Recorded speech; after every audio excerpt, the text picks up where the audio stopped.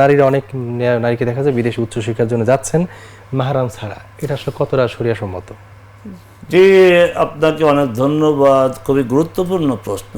যে উচ্চশিক্ষার জন্য বাহিরে যায়, দেশের বাইরে কেন, দেশও তো আপনার উচ্চশিক্ষার জন্য এক জায়গা থেকে আরেক জায়গায় যায়, মাহরাম ছাড়াই যায়। রাসূল সাল্লাল্লাহু আলাইহি ওয়াসাল্লাম স্পষ্ট বলেছেন, লা তুসাফিরুল লা ইয়াহিল্লু লিমরাআতিন আন তুসাফিরা ইল্লা ওয়া মা'আহা যু মাহরাম।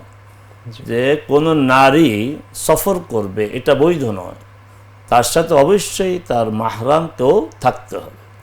আচ্ছা, এখন উচ্চশিক্ষার জন্য বিদেশ যাবে, মাহরাম থাকবে না, না, এটা শরিয়া তাকে অনুমোদন দেয় না।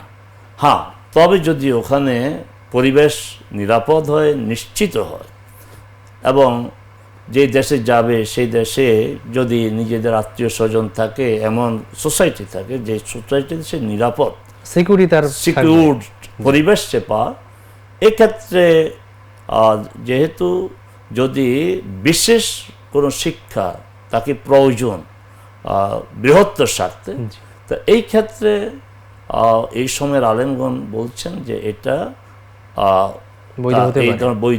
বৈধ হতে পারে, তবে অবশ্যই তাকে নিশ্চিত হতে হবে, তাকে তার অভিভাবককে সে সেখানে নিরাপদে সে থাকতে পারবে, শরিয়ার কোনো লঙ্ঘন হবে না।